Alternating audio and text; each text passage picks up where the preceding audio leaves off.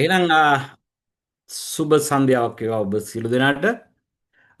සුපුරුදු පරිදි අදත් අපි ප්‍රජාපාලනය සහ සමාජ ආරක්ෂණය පිළිබඳ ඩිප්ලෝමා පාඨමාලාවේ මානව පරිණාමයට අදාළ දේශනය පටන් ගන්නටයි සූදානම් වන්නේ. ඉතින් මං කැමති මුලින්ම දේශනය පටන් ගැනීමේදී පසුගිය දවස් දෙකේ අපි මොනවද කරේ කියන එක පිළිබඳ කෙටි පැහැදිලි කිරීමක් කරන්න. අන්තර්ගත විෂයන් පිළිබඳව අපි කෙටි පැහැදිලි කිරීමක් කරා. ඊළඟට මං කැමති අපි කතා කරන මාතෘකා පිළිබඳව ඔබ යළිත් දැනුවත් කරන්නට. මං හිතන්නේ මං කියව යුතු නෑ ගිය සතියේත් කිව්ව නිසා මෙන්න මේ මාතෘකා පිළිබඳව ඔබ දැනුවත් කරනවා කියලා අපි කලින් සඳහන් කළා.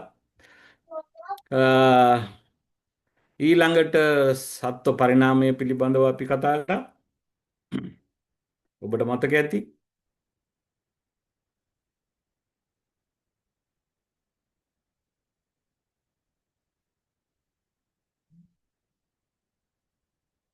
ඊට පස්සේ අපි මානව පරිණාමයේ පදනම ගැන කතා කරා. ඊට පස්සේ මිනිසාගේ සම්භවය පිළිබඳව අපි කතා කරා.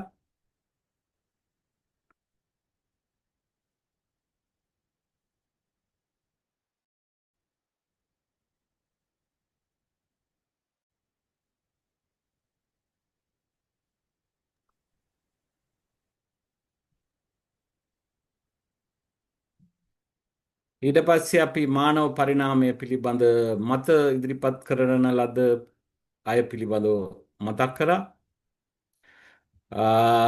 ඊට පස්සේ අපි ලැමාක් සහ චාල්ස් ඩාවින් මොනවද කිව්වේ කියන එක පිළිබඳව ඔබ දැනුවත් කළා. ඊට පස්සේ ඩාවින්ගේ පරිණාමවාදය පිළිබඳව ඔබ දැනුවත් කළා.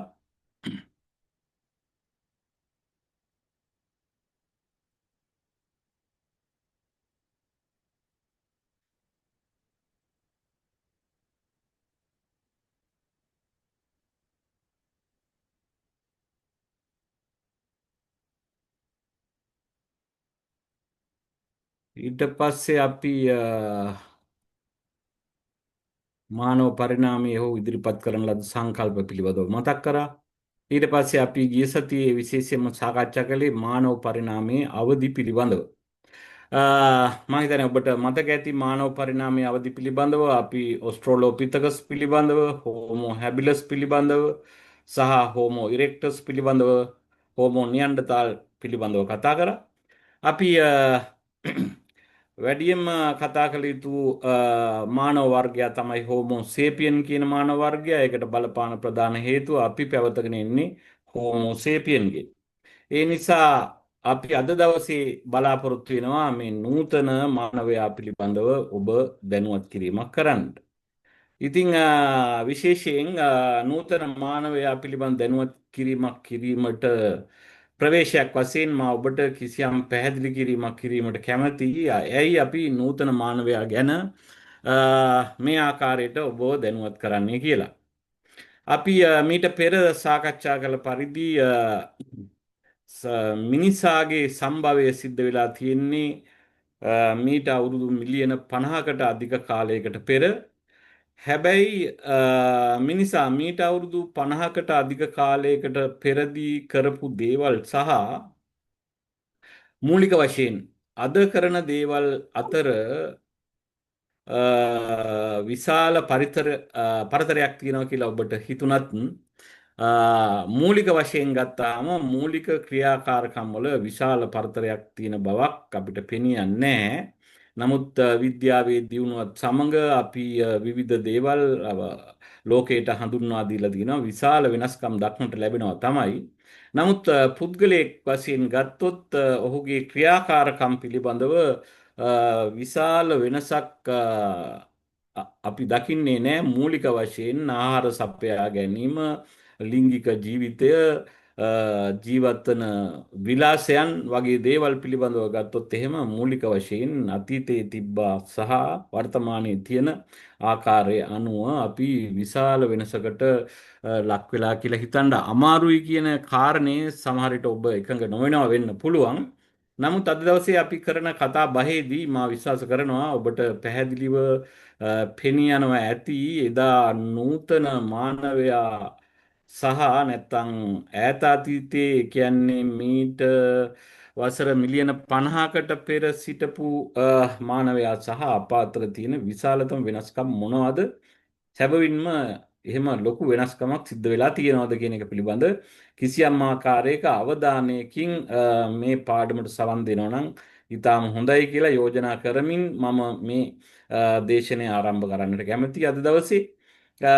අද දවසේ අපි කතා කරන්නට අපේක්ෂා කරන්නේ මේ නූතන මානවයා පිළිබඳව. නූතන මානවයා කියලා කියන්නේ හෝමෝ සේපියන්.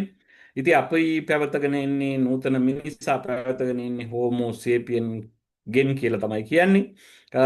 මානව විද්‍යාඥයින් මේ හෝමෝ සේපියන් මානවයා මීට වසර 70,000කට පෙර බිහි වුණා කියලා තමයි සැලකෙන්නේ.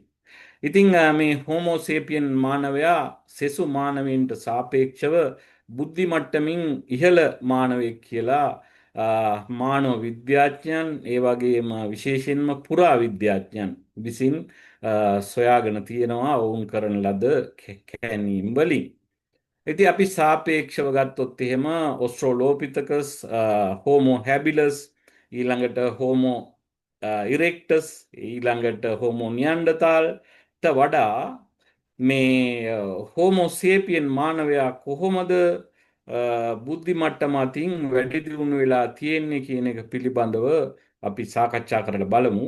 ඒකට සාක්ෂියක් හමු වෙලා තියෙනවා මීට වසර 32කට පමණ ඉහතදී ජර්මනියේ ස්ටේදල් කියන ගුහාවෙන් සොයාගත්ත ඇත්දල වලින් කරන ලද්ද සිංහ මිනිසාගේ මූර්තිය. ඉතිං සිංහ මිනිසාගේ මූර්තිය ඡායා රූපයක් මේ මොහොතේ ඔබට ඉදිරිපත් කිරීමට නොහැකිවීම ගැන කනගාටු වෙනවා. නමුත් මම ඉදිරියේදී ඉදිරිපත් කරන්න කැමතියි. මේ සිංහ මිනිසාගේ මූර්තිය දිහා බැලුවාම අපිට හිතාගන්න බෑ එක අතකින් මීට වසර 32කට පෙර සිටපු මිනිසා ඒ තරම්ම බුද්ධිමත්ව සිටියාද කියන එක. ඉතින් ජර්මනියේ ස්ටේදල් කියන මේ ගුහාවෙන් හොයාගත්ත සිංහ මිනිසාගේ මූර්තියෙන් හෙළිවන කාරණා තමයි එකක් හෝමෝ සේපියන් මානවයාගේ බුද්ධිමය හැකියාව නිර්මාණශීලී බව ඊටාම ඉහළ මට්ටමක පැවතුණා කියලා. ඉතින් මේ හෝමෝ සේපියන්ගේ නිර්මාණශීලී බවත් බුද්ධි මට්ටමත් ඊටාම ඉහළ මට්ටමක ඉහළ තලයක තිබීමට බලපාන ලද ප්‍රධාන හේතුවක් විදිහට අපි සලකනවා මේ භාෂා sannivedanaya පිළිබඳ ඔහුට ඒ කියන්නේ මේ මානවයාට තිබ්බ හැකියාව. හෝ හැබිලසුගේ තමයි මේ භාෂාව පිළිබඳ sannivedanaya ආරම්භ වෙන්නේ කියලා. එම sannivedanය ඊටම හොඳින් භාවිතා කරපු මානව පිරිසක් කියලා තමයි නැත්නම් මානව කණ්ඩායමක් කියලා තමයි අපි මේ හෝමෝ සේපියන් මානවයා හඳුන්වන්නේ. ඉතින් හෝමෝ සේපියන් මානවයා මේ ආකාරයට බුද්ධිමත් මානවයෙක් බවට පත් වෙන්නට බලපාන ලද එක් ප්‍රධාන හේතුවක් විදිහට අපි සලකනවා ඔහුට තිබුණු මේ sannivedana හැකියාව. මේ sannivedana හැකියාව දියුණු වීමට හරි අපූර්ව දෙයක් බලපාලා තියෙනවා. මේක හරිම ලස්සන කතාවක්. ඉතින් මේ කතාව ඇත්තටම අපිට බලපාන කතාවක්. නූතනයේ අපිටත් බලපාන කතාවක්. නිසා තමයි මම කිව්වේ ඈත අතීතයේ සිටි මිනිසා සහ අප අතර අපි හිතන තරම්ම ආකාරයේ විශාල වෙනසක් දක්නට ලැබෙනවද නැද්ද කියන එක පිළිබඳව ඔබ කිසියම් ආකාරයකට කල්පනා කළ බැලිය යුතුයි කියලා. මේ sannivedanaya දියුණු වීමට බලපෑ ප්‍රධාන හේතුවක් විදිහට මානව විද්‍යාඥයෝ හඳුන්වා දුන්නේ මේ හෝමෝ සේපියන්ලා අතර තිබ්බ ඕපාදූප කීමට තිබූ දක්ෂතාවය. ඉතින් ඔබට මතකයට නැගෙනවා ඇති හෝමෝ සේපියන්ලා සහ අපි අතර තියෙන වෙනස මොකක්ද කියලා මේ ඕපාදූප සංකල්පය දිහා බැලුවාම. ඉතින් කෙනෙකු නැති තැන ඔවුන්ගේ අගුණ කතා කිරීම මීට අවුරුදු 70,000කට පෙරත් සිද්ධ වෙලා තියෙනවා. ඒ කියන්නේ මේ ඕපාදූප මගින්. ඉතින් කෙසේ වෙතත් මේ හෝමෝ සේපියන්ලගේ භාෂාමය හැකියාව වැඩි දියුණු වීමට මේ ඕපාදූප කතා කිරීම හේතු වෙලා තිබ්බ කාරණය තමයි මානව විද්‍යාඥයන් කියන්නේ. ඉතිං අපි ගැන කතා කරලා බලනකොටත් ඔබට කිසියම් ආකාරයක මතකයකට නැගෙනවා ඇති අපි කොයි තරන්නම් මේ ඕපාදූපවලට කැමැත්තක් දක්වනවද කියලා. ඉති ප්‍රායුක ශේෂත්‍රයේ නැත්තං අපි විශේෂයෙන්ම සමාජ මාධ්‍ය ජාලාවලට ගිහාම අපිට පැහැදිලිව පේනවා අපි කොයිතරම්නම් මේ ඕපාදූප වලට කැමැත්තක් ප්‍රියතාවයක් දක්වනවද කියලා. මේ හෝමෝ සේපියන්නුගේ විතරක් නෙවෙයි එතකොට අපිට ඉතා පැහැදිලි වර්තමානයේ පවා ඉතාම ජනප්‍රිය සංනිවේදන ක්‍රමයක් බවට පත්වෙලා තියෙන්නේ මේ ඕපාදූප කතා කිරීම කියන එක එක්තරා දුරකට ඔබ විශ්වාස කරත් නැතත් ඔබට විශ්වාස කරන්න සිද්ධ වෙනවා. අපි බැලුවොත් එහෙම ඇතැම් නාලිකාවල ප්‍රචාරය වෙන ප්‍රවෘත්ති දිහා බැලුවොත් එහෙම ඔවුන් ප්‍රචාරය කරන ප්‍රවෘත්තිවල ගොඩක් දක්නට ලැබෙන්නේ බොහෝ විට මේ ඕපාදූප බවයි අපට පෙනී යන්නේ. රටක් සංවර්ධනය වීම සඳහා ප්‍රවෘත්ති අපි ප්‍රවෘත්ති පිළිබඳ විවේචනයක යෙදෙනවා නෙවෙයි මේ මොහොතේ. නමුත් මේ ප්‍රවෘත්ති කියලා කියන්නේ මොකද්ද? ඒ ප්‍රවෘත්ති වලින් සිදුවිය යුතු සේවාව කුමක්ද? යන්න පිළිබඳව සලකා බලනවට වැඩිය අපිට දකින්න ලැබෙන්නේ බොහෝ විට මේ ඕපාදූප පදනම් කරගත් ප්‍රවෘත්ති බොහෝ නාලිකාවල ගුවන් විදුලියේ රූප ඊට පස්සේ පුවත්පත්වල වගේ දේවල් වල ප්‍රචාරය වෙනවා කියලා. ඉතින් මේ ඕපාදූප ඇසීමේ සහ බැලීමේ පුරුද්ද අපිට ඇවිල්ලා තියෙන්නේ මේ හෝමෝ සේපියන්ලාගේ මුල් අවදියේ ඉඳලා. ඒ කියන්නේ මීට අවුරුදු 70,000කට පෙර ඉඳලම එන එකක් තමයි. ඒ නිසා දෝ අපි දන්නේ මේ ඕපාදූප වලින් මිදෙන්න අපිට හැකියාවක් නොලැබිලා තියෙන්නේ. අපි එන්නම මේ ඕපාදූප වලට වැඩි කැමැත්තක් දක්වන බව තමයි නූතන සමාජයේ දිහා බැලුවාම අපිට පෙනී යන්නේ.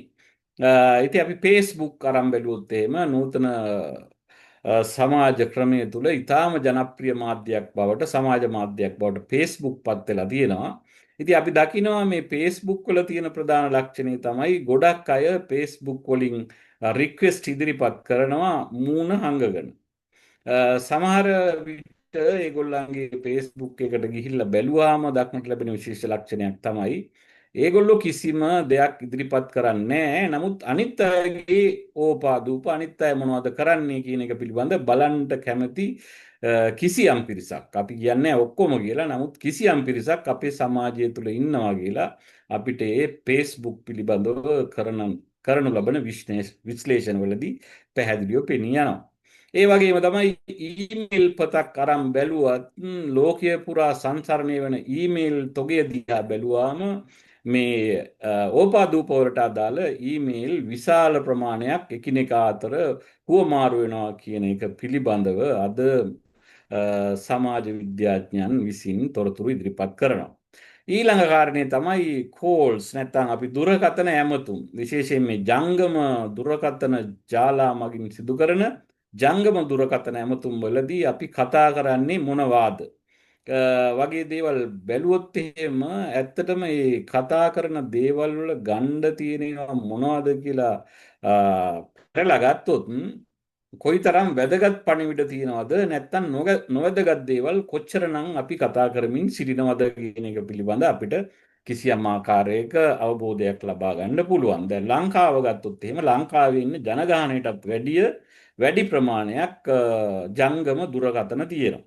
ඉතින් අපි බොහෝ වෙලාවට ඇහෙනවා දකිනවා අපිට ඇමතුම් ලැබෙනවා බොහෝ විට මේ ඕපාදූප පිළිබඳ පුවත් රැගෙන. ඉතින් මේ ඕපාදූප කියන එක එතකොට ඇවිල්ලා තියෙන්නේ මේ හෝමෝ සේපියන් අවදියේ ඉඳලමයි.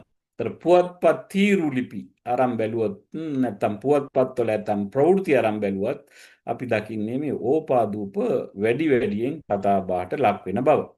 විශේෂයෙන් අපි දන්නවා ගොසිප් කියන නැත්නම් මේ ඕපාදූප පිළිබඳව විශාල වශයෙන් නූතන සමාජයේත් වැඩි පිරිසක් මේ ඕපාදූප වලට ගොදුරු වෙලා ඉන්නවා කියන එක ඊටාම පැහැදිලි මේ නාලිකාවල සහ සමාජ මාධ්‍ය ජාලාවල තියෙන ගොසිප් දිහා බැලුවාම දවසකට කොච්චර ප්‍රමාණයක් මේ ගොසිප් නරඹනවද බලනවද කියන එක පිළිබඳව පැහැදිලි.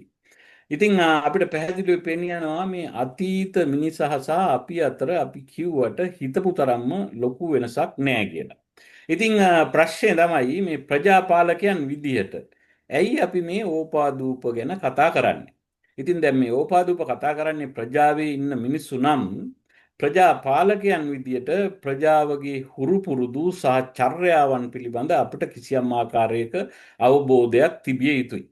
එතකොට අපේ පණිවිඩ නැත්තම් ප්‍රජාවත් එක්ක කරන ගනුදෙනුවලදී මෙවැනි දෑ දැන සිටීම ඉතාම වැදගත් කියලා අපි විශ්වාස කරනවා. මිනිස්සු කැමති මොනවාටද කොහොමද අපි මිනිස්සු ළඟට විවිධාකාරයෙන් ගමන් කරන්නේ අපේ පණිවිඩය දෙන්න.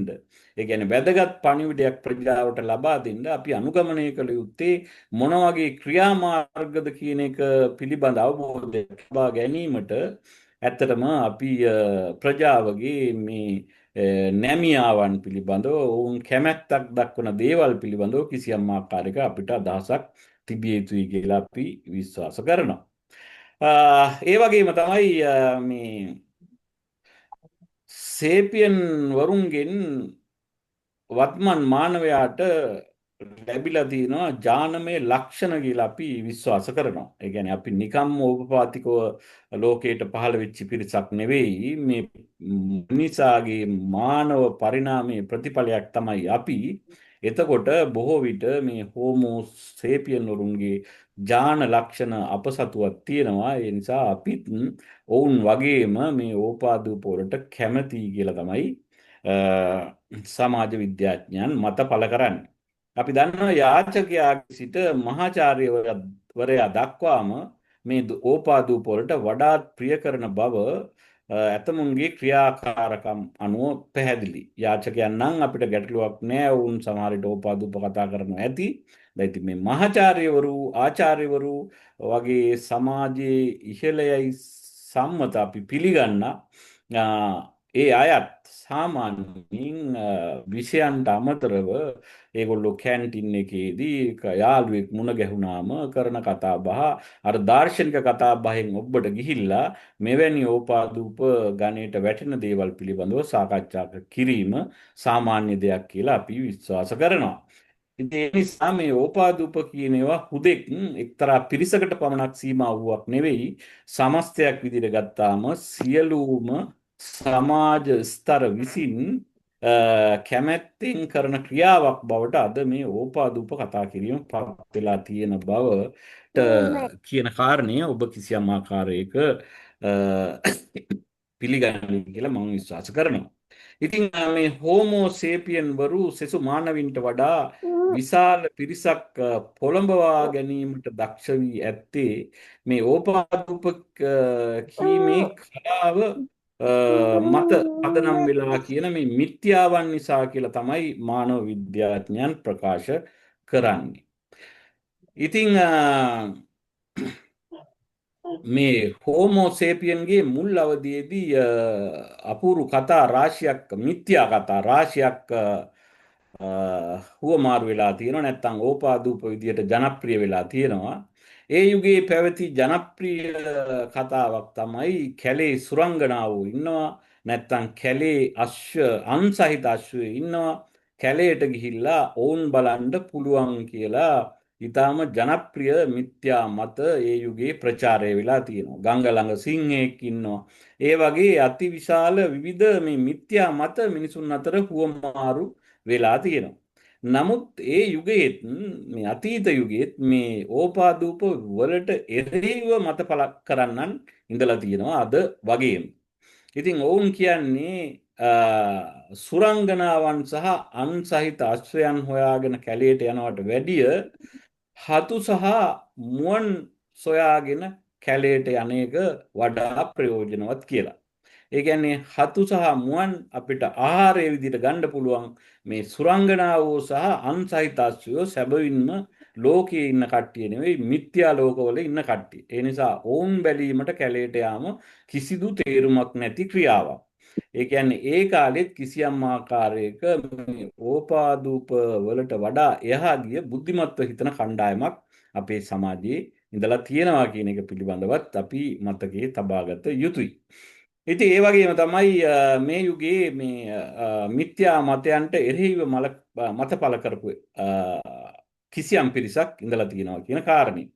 මේ අන්සහිත අශ්වයන් කියලා කිව්වහම මං හිතන්නේ ඔබට පුංචි කතාවක් කියන එක හොඳයි කියලා මට හිතුණා. විශේෂයෙන් මේ හෝමෝ සේපියන් අවදියෙන් පස්සේ සිදුවෙච්ච සිදුවීමක් පිළිබඳව. ඒ කියන්නේ මිනිස්සු කොයිතරම්නම් මේ මිත්‍යා මතවලට ලැබියාවක් දක්වනවද, මිනිසා මිත්‍යා මත තුල කොයිතරම්නම් රඳවගෙන ඉන්න පුළුවන්ද? ඒ කියන්නේ පාලකයන්ට ඊටාම ලෙහෙසියෙන් අනුගමනය කරන්න පුළුවන් මාධ්‍යයක් බවට මේ මිත්‍යා මත පළ වෙලා තියෙනවා කියන කාරණේ ඔප්පු කරන්නට එක්තරා අපූර්ව කතාවක් තියෙනවා. ඒ කතාව මෙන්න මෙහෙමයි. එක්තරා රටක රජ කෙනෙක් හිටියා. ඉතින් මේ රජතුමා නිරන්තරයෙන් අවශ්‍ය වෙලාවලදී කරණවැමියා ගෙන්නනවා මාලිගාවට. ඉතින් නමුත් එක්තරා දවසක රජතුමාට පැහැදිලිව පෙනී ගියා තමන්ගේ හිසේ අන් දෙකක් එනවා කියලා. ඉතින් ඔහුට තේරෙනවනේ අන් දෙකක් එනවනම්. ඉතින් දැන් රජතුමා කල්පනා කරනවා මේක දැන් මට හංගන්න විදිහක් නැහැ. මොකද කරණවැමියා ආවොත් අනිවාර්යයෙන්ම දැනගන්නවා. ඊට පස්සේ කරණවැමියා ওই කතාව හැමතැනම ප්‍රචාරය කරන්න පුළුවන්. ඉතින් කිසියම් ආකාරයක ඔබතුව කෝටික ප්‍රශ්නයකට රජතුමා මුහුණ දුන්නා. ඉතින් රජතුමා සාකච්ඡා කරනවා තමන්ගේ අමාත්‍ය මණ්ඩලයත් එක්ක නැත්තම් පුරෝහිතයොත් එක්ක දැන් මේකට මොකද කරන්න කියලා. රජතුමාට ප්‍රශ්නයක් ආවාම හිතන්න වෙන කට්ටිය ඉන්නවනේ. රජතුමාම හිතන්න ඕනේ නැහැ. ඉතින් රජතුමාට මේ පුරෝහිතයෝ කියන රජතුමනි අපි මෙහෙම වැඩක් කරමු. මොකද්ද අපි කරන වැඩේ මේ ඊටාම හොඳයි මේක අපිම ප්‍රචාරය කරලා යවනවනම් කොහොමද අපි මේක ප්‍රචාරය කරන්න ඕන? අන් එන එක වාසනාවන්තකමේ ලක්ෂණයක්. නැත්තම් සෞභාග්‍යත්වයේ ලක්ෂණයක්. බොහෝ දේවල් රටට ලැබෙන්න පුළුවන් රජතුමාට අන් ආවොත් කියලා ප්‍රචාරය කරන්න පටන් ගත්තා මේ රජතුමාගේ චරපුරුෂයන් සහ පුරෝහිතයන් විසින්. ඉතින් පුරාම මේක වේගයෙන් පැතිරුණා. ඉතින් මිනිස්සු විශ්වාස කරන්න පටන් ගත්තා අන් එන එක හොඳයි කියලා. ඉතින් ප්‍රචාරය කරෙත් එහෙමයි. ඉතින් අන් එහෙම ඊටාම වාසනාවන්ත ලක්ෂණයක් කියන එක මිනිස්සු පිළිගන්න පටන් ගත්තා. මිනිස්සු ඊටමත් ආදරයෙන් ප්‍රාර්ථනා කරා අපිටත් අන් එනවා නම් හොඳයි කියලා. ඉතින් ඔබ කල්පනා කරලා බැලුවොත් මේ මිත්‍යා මතවලට මිනිස්සු කොයිතරම් දුරට නම්ම ගන්න පුළුවන්ද කියන එක ඒ කතාවෙන් පැහැදිලි වෙනවා. මම හිතන්නේ මේ පිළිබඳ වේදිකාවක් පවා පසුගිය අවදී ශ්‍රී ලංකාවේ ඉතාම ජනප්‍රිය විදිහට වේදිකාගත වුණා. ඉතින් මම මෙතෙන්දී කියන්න උත්සාහ කරන්නේ විශේෂයෙන්ම මේ මිත්‍යා මතවලට බහුතරයක් මිනිස්සු නම්මවා ගන්න පුළුවන් නැත්නම් පොළඹවා ගන්න පුළුවන් කියන කාරණේ ඇති වෙලා තියෙන්නේ හුදෙක් වර්තමානයේ නෙවෙයි ඈත අතීතයේ ඉඳලා. ඒ කියන්නේ හෝමෝ සේපියන් අවුලේ ඉඳලාම මේ මිත්‍යා මතවලට මිනිස්සු පොළඹවා ගැනීමට හැකියාව ලැබිලා තියෙනවා කියලා අපි විශ්වාස කරනවා. ඉතින් මම ඉල්ලා සිටින්න කැමති ඇත්තම් අවස්ථාවලදී වීඩියෝ උන් කරගෙන ඉන්න අපේ දයාබර හිතවතුන්ට ඒවා ඕෆ් කරනවා නම් හොඳයි. ඔබගේ හඬ ඇසීම අන් අයට බාධාවක් වෙන්න පුළුවන් නිසා ඒ පිළිබඳ වැඩි අවධානයක් යොමු කරන්න කියලා මම ඔබ සියලු දෙනාගෙන් ඉල්ලා සිටින්න කැමතියි. ඉතින් ඔබට මා කියමින් හිටියේ මේ හෝමෝ සේපියන් අවදියේ විශේෂයෙන් මේ මිත්‍යා මතවලට මිනිසුන් පොළඹවා ගැනීමේ ලක්ෂණය අපිට දක්නට ලැබුණා කියලා. ඉතින් හෝමෝ සේපියන් අවදියේ මිනිසුන් පොළඹවා ගැනීම සඳහා ඕපාදූප වලට අමතරව වෙනත් උපාය මාර්ගයන්ද භාවිතා කරා කියලා මානව විද්‍යාඥයන් වගේම සමාජ විද්‍යාඥයන් මත ප්‍රකාශ කරලා තියෙනවා. දැන් අපි කිව්ව එකක් භාෂාව, අනිත් එක මිත්‍යා මත, අනිත් එක මේ සතුන්ගේ හැසිරීම් රටාවන් දිහා බලලා මිනිසුන් පොළඹවා ගැනීමට ඇතැම් පාලකයන් නැත්නම් ඇතැම් කණ්ඩායම් වල නායකයන් පියවර ගත්තා කියලා මේ පිළිබඳ මත ඉදිරිපත් කරන සමාජ විද්‍යාඥයන් කියනවා. ඉතින් බොහෝ විට මිනිසා නැත්නම් මිනිසා කියලා කියන්නේ පාලකයන් නැත්නම් කණ්ඩායම් වල ඉන්න නායකයන් මේ ආభాසය ලබා ගත්තා කියලා කියනවා චිම්පන්සියන්ගෙන්. මේ චිම්පන්සියා කියලා කියන්නේ අපිටත් කිසියම් ආකාරයකට නෑදෑකමක් තියෙන ප්‍රීමාටාවන්ගෙන් බිහි වුණු සත්වයක් කියලා තමයි කියන්නේ. ඉතින් අපිත් ප්‍රීමාටාවන්ට නෑදෑකම් කියන සත්ව කොට්ටාසයක්. ඒ නිසා මේ කිසියම් ආකාරයකට චිම්පන්සියන්ගෙන් ආදර්ශ ලබා ගැනීම ඒ තරම් වැරදි දෙයක් නැත්තම් අලුත් දෙයක් කියලා අපි විශ්වාස කරන්නේ බොහෝ වෙලාවට චිම්පන්සියන්ගේ ආදර්ශ ලබා ගන්න පුළුවන්. අපි මීට කලිමුත් කිව්වා මිනිසා බොහෝ විට විවිධ සතුන් අනුකරණය කිරීමට පෙළඹිලා තියෙනවා විවිධ අරමුණු සාධනය කර ගැනීම සඳහා කියලා. ඉතින් අපි දන්නවා මේ චිම්පන්සි රැළේ නායකත්වයේ හිමි වෙන්නේ පිරිමි සතෙකුට. ඒ කියන්නේ විශේෂයෙන් ශක්තිමත් සතෙකුට.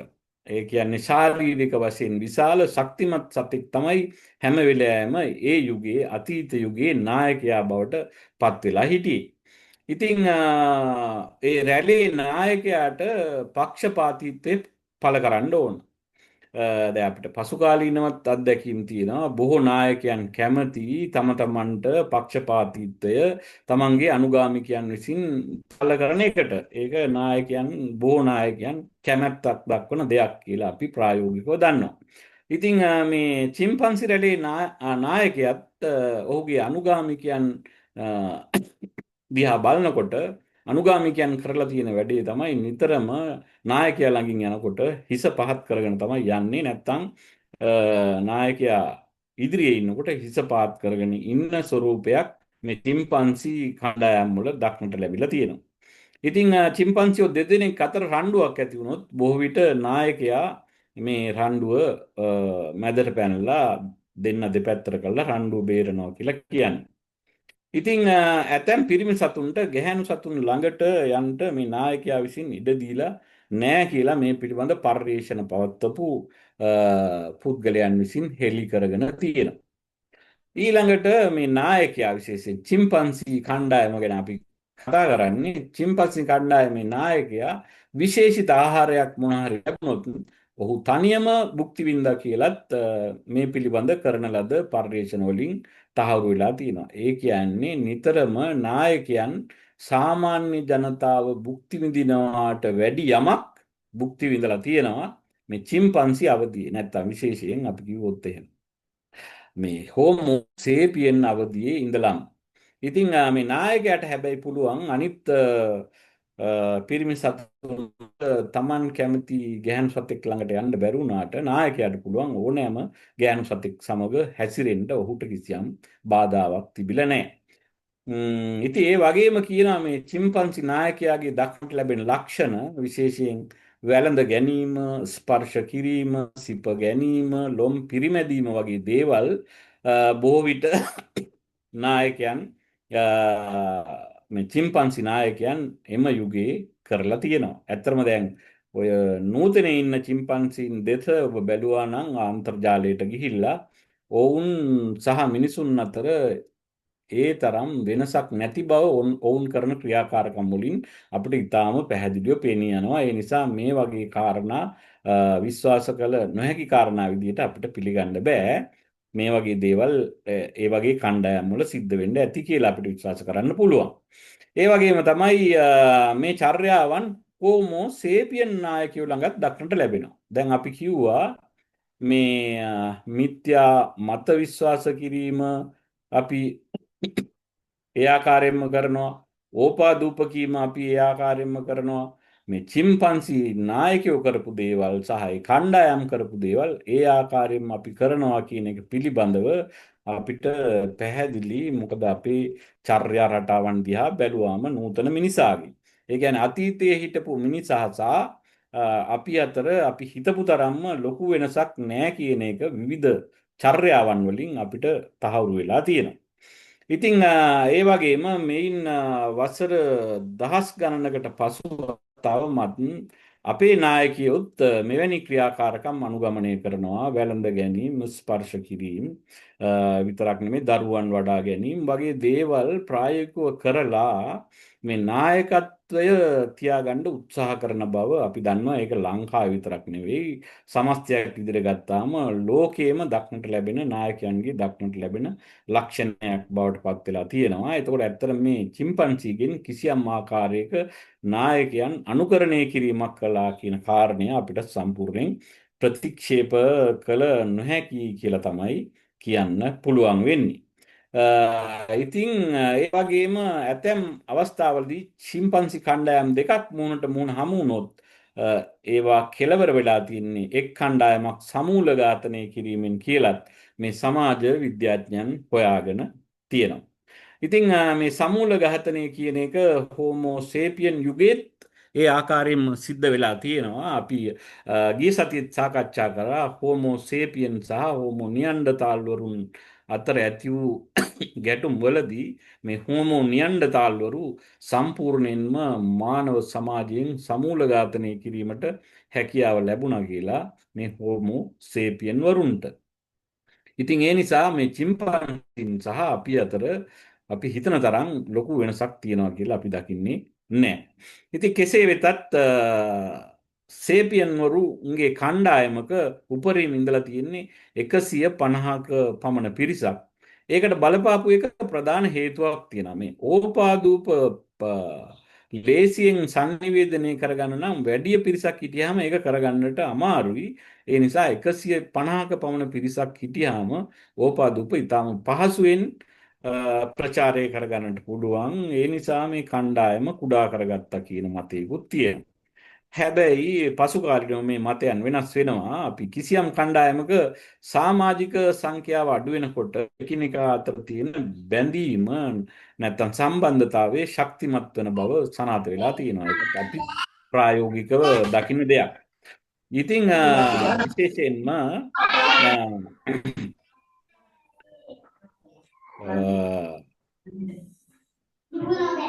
මේ කණ්ඩායමක සමාජිකයන් අඩු වෙනකොට අපිට දක්නට ලැබෙන විශේෂ ලක්ෂණය තමයි මේ විනය සහ නීති රීති කිසියම් ආකාරයකට වැඩි අවධානයක් යොමු කිරීමක් අවශ්‍ය වෙන්නේ නැහැ. මොකද කණ්ඩායම අඩු වෙන විට ඔවුන් කිසියම් ආකාරයක විනය නීති රීති අනුගමනය කරමින් ජීවත් වෙන්න උත්සාහ කරන නිසා. කණ්ඩායමක සමාජික සංඛ්‍යාව අඩු වෙනකොට නායකත්වයේ කාර්යයන්ද පහසු වෙනවා. ඉතින් අපි මේ විශේෂයෙන් ප්‍රජා සංවර්ධනය ගැන නැත්නම් ප්‍රජා පාලනය ගැන ඉගෙන ගන්නකොට මතකයේ තබාගත යුතු කාරණයක් තමයි විශේෂයෙන් මේ නායකත්වය කියන කාරණය අපි මම හිතන්නේ ඉදිරි වැඩසටහන් වලදී ඔබ ඒ පිළිබඳව දැනුවත් කරනවා. නමුත් ඔබ වරදවා වටහාගත නොයුතුයි මේ අවස්ථාවේදී කුඩා කණ්ඩායමක් ඉන්නකොට නායකයාට නායකත්වය කරන්න ලේසි. ඒ නිසා කුඩා කණ්ඩායමක් ඉන්න එක හොඳයි කියලා. ඒක හොඳ ලක්ෂණයක් නෙමෙයි ඇත්තටම.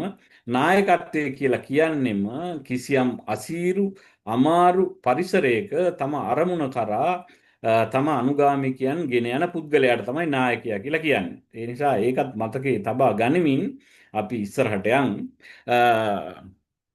පසු කාලීනව ඇත්තටම මේ හෝමෝ සේපියන් වරු මේ කුඩා කණ්ඩායම් පාලනය කරා කිව්වට මුල් අවදී පසු කාලේ මිලියන ගණන් ජනතාව පාලනය කරලා තියෙනවා විවිධ රාජ්‍යයන් ගොඩනගලා. ඉතින් ඒක එහෙම උනේ කොහමද? ඒ කියන්නේ මුලින් මේ කුඩා කණ්ඩායමක් පාලනය කිරීම ලේසි කියලා හිතපු හෝමෝ සේපියන් වරු පසු කාලීනව මිලියන ගණන් ජනතාව පාලනය කරලා විවිධ රාජ්‍යයන් ගොඩනගලා තියෙනවා. ඉතින් ඒක එහෙම උනේ කොහොමද කියන එක පිළිබඳ අවධානය යොමු කරනකොට ඒ පිළිබඳ මත ඉදිරිපත් කරන සමාජ විද්‍යාඥයන් කියන්නේ මේ පොදු මිත්‍යාව නැමැති සංකල්පය තුලින් ඕනෑම ජනතාවක් ඕනෑම පිරිසක් ඉතාමත් පහසුවෙන් පාලනය කරගෙන යෑමේ හැකියාව පාලකයන්ට තියෙනවා කියලා. සමාජ විද්‍යාඥයන් ඒ පිළිබඳ ඒ ආකාරයට මතයක් ඉදිරිපත් කරලා තියෙනවා. බහුතරයක් පොදු මිත්‍යාව විශ්වාස කරයි නම් පහසුවෙන් ඔවුන් වෙනස් කළ හැකි බව හෝමෝ සේපියන් අවදියේ සිට සනාත වෙලා තියෙන සත්‍යයක්. මං කිව්වා අර අං ඇවිල්ලා කියලා රජතුමාට ඒක ඇත්තටම ඒ අං ආපු එක පිළිබඳව අනිත් අයටත් අං එන එක හොඳයි කියලා පතුරවපු මිත්‍යාව විශ්වාස කරපු අතිවිශාල පිරිසක් ඒ සමාජෙත් හිටියා. ඉතින් අපි කියන්නේ මේ සමාජවලත් එහෙම නෑ කියලා.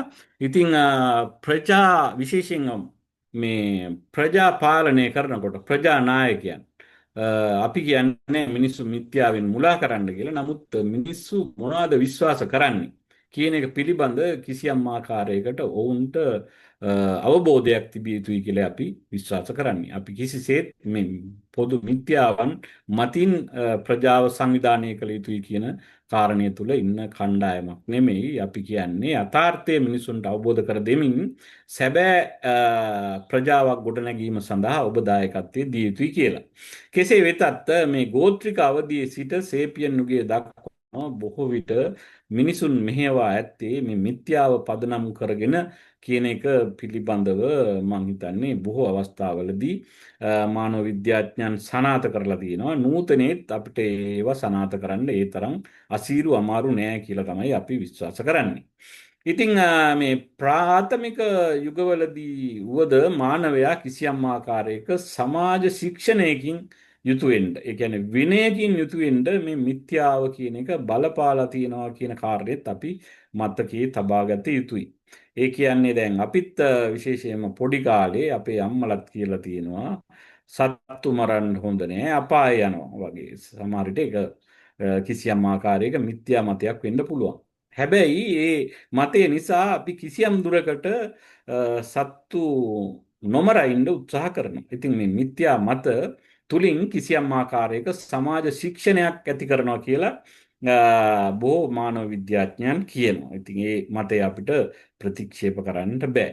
ඉතින් ගෝත්‍රික යුගයේ ඉඳලා ඒ වගේම අපි සහ ගෝත්‍රික යුගයේ මිනිසා නැත්තම් මුල් අවදියේ හෝමෝ සේපියන් සහ වත්මන් මිනිසා අතර දක්නට ලැබෙන තවත් එක සමාන ලක්ෂණයක් විදිහට අපි හඳුන්වා දෙන්න පුළුවන්. විශේෂයෙන් මේ භූත ආත්ම විශ්වාස කිරීම. අද පවා අපේ සමාජයේ භූත ආත්ම විශ්වාස කරන අය ඉන්නවා. ඒ පිළිබඳ විවිධ වාර්තා ලැබෙනවා. ඉතින් විවිධ ලෙඩ රෝග සඳහා රෝහල්ගත නොවි භූත ආත්ම එළවීම සඳහා කටයුතු කිරීමෙන් පසුගිය අවදියේ ජීවිත ගණනාවක් අහිමි වුණු පුවත් අපි රූපවාහිනියෙන් ගුවන්විදුලියෙන් මාධ්‍ය වලින් දැකලා අහලා තියෙනවා. ඒ නිසා මේ භූත ආත්ම පිළිබඳ විශ්වාසය ඈත අතීතයේ ඉඳලා තිබ්බා සහ අදත් තියෙනවා. ඒ කියන්නේ අපේ ඈත අතීතයේ හිටපු මිනිසා සහ වත්මන් මිනිසා අතර ඒ අතිමුත් කිසියම් සමානභාවයක් තියෙනවා කියලා අපි විශ්වාස කරනවා. ඒ වගේම තමයි ඈත අතීතයේ විශේෂයෙන් මේ ගෝත්‍රික අවදියේ මිනිසා විශේෂයෙන් ඉරහඳ තාරකා මහා වෘක්ෂ ගල් පර්වත ඒ වගේම මහා කඳු යායන් භූතාත්ම විදියට සලකලා කටයුතු කරලා තියෙනවා. ඒ කියන්නේ ඔවුන් ඒවා අදහගෙන ඒවට වැඳගෙන ඒවට විවිධ පුද පූජා පවත්වමින් තමන්ගේ අරමුණු සාධනය කරලා දෙන්න කියලා මේ භූතාත්ම වලින් ඉල්ලූ බව අපි දන්නවා. ඉතින් මේක ඒ යුගයේ විතරක් නෙමෙයි අද යුගයේ පවා මේක කිසියම් ආකාරයකට ඒ ආකාරයෙන්ම සිද්ධ වන අවස්ථාවන් ඕනෑ තරම් අපි අත්දැකලා තියෙනවා.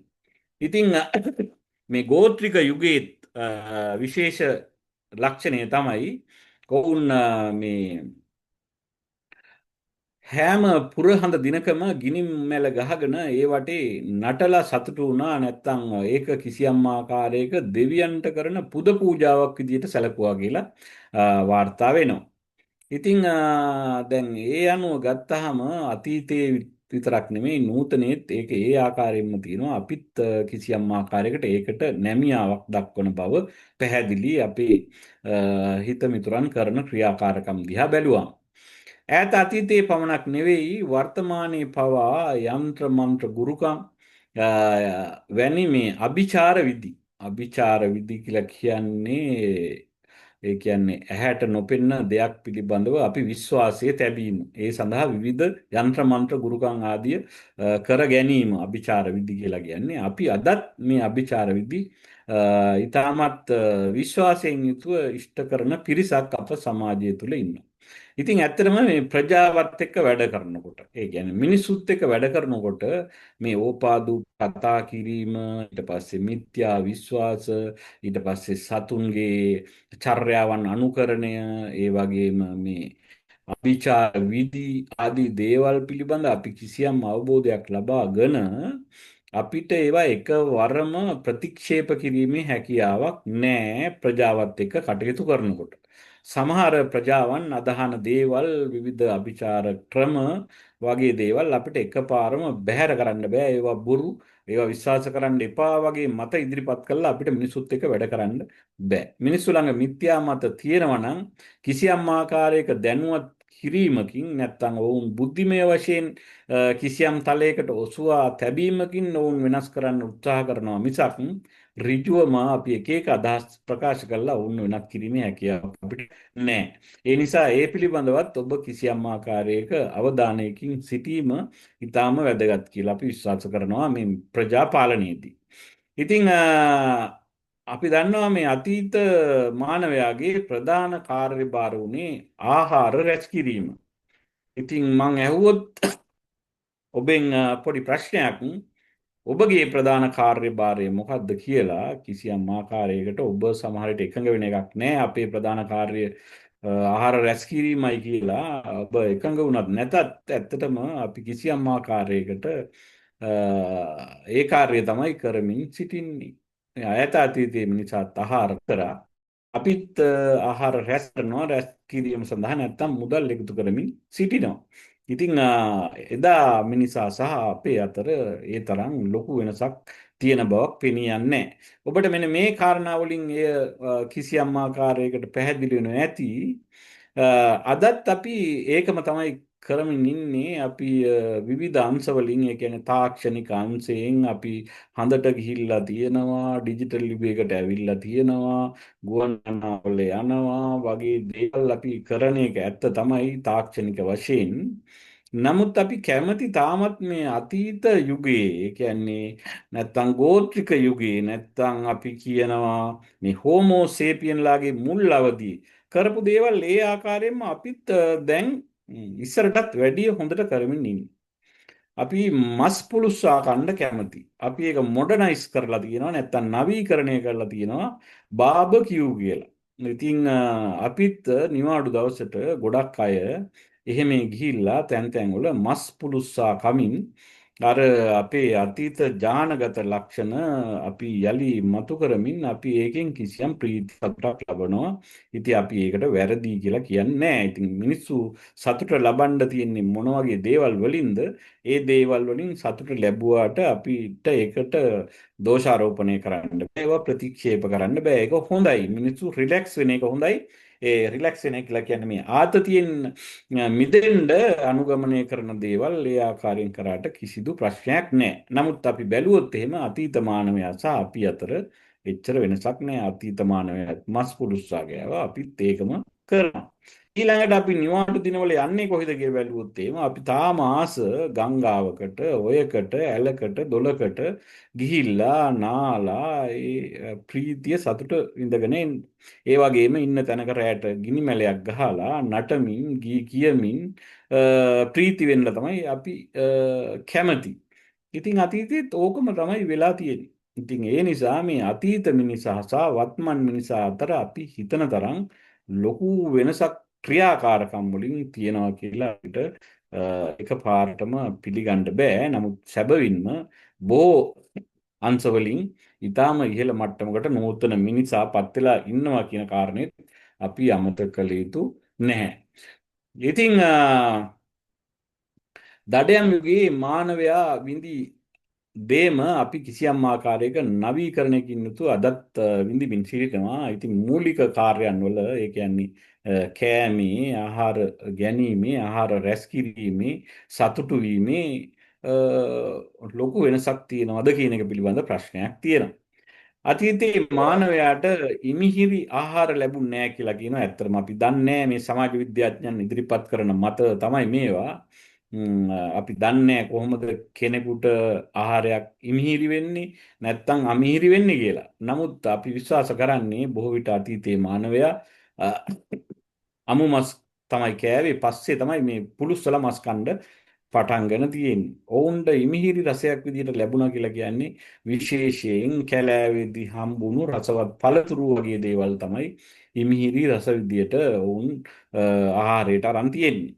ඉතින් අතීතයේ ඉඳලාම මිනිසාගේ දක්නට ලැබෙන විශේෂ ලක්ෂණයක් තමයි මේ ගිජුව ආහාර බුදින්නට ඇති කැමැත්ත. ඒ කියන්නේ කෑදරකමින් කෑම කණ්ඩ තියෙන ආසාව ඈත අතීතයේ ඉඳලා තිබිලා තියෙනවා. ඒ කියන්නේ ඉස්සර සත්ෙක් අහු වුණොත් එහෙම කණ්ඩායමක් විසින් තමයි සතා මරා දමනු ලබන්නේ. ඊට පස්සේ කණ්ඩායමම වට වෙලා ඒ සතාගේ මස් ආහාරයට ගන්නවා. ඉතින් අනිත් එක්කෙනාට වැඩිය කිසියම් ප්‍රමාණයක් අනිත් එක්කෙනා කන්න ඕන කියන හැඟීමෙන් ඉතින් මේ මස්සාදිය ගිජුව කෑමේ පුරුද්ද ඒකෙත් පිළ තියෙනවා. ඉතින් ඇතැම් මානව විද්‍යාඥයන් පෙන්වලා දෙනවා එම කෑදර ජාන නූතන මානවයා ද සතුයි කියලා. ඉතින් අතීතයේ විතරක් නෙමෙයි අපිටත් නූතනයේ දැක ගන්න පුළුවන් කෑදරෙන් කන මිනිස්සු. ඉතින් සමා වෙන්න ඕන මේ කෑදර කියන කිව්වට ඊටාම මේ කියන්නේ මිනිස්සුන්ට තමන් කැමති ප්‍රමාණයක් කන්න පුළුවන්.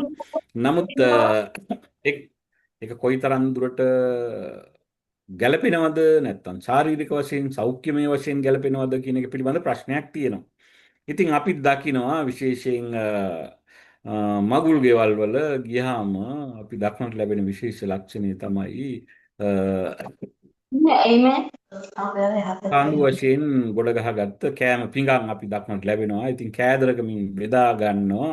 ඉතින් ඒවා කිසියම් ප්‍රමාණයක් විශාල ප්‍රමාණයක් ආපහු අපතේ දමනවා. ඉතින් ප්‍රජා පාලකයන් ඇත්තටම ප්‍රජාව වෙනස් කරන්න උත්සාහ කරනවා නම් මිනිසුන්ගේ මේ චර්යාවන් ගැන කිසියම් ආකාරයක අවබෝධයක් තිබිය යුතුයි.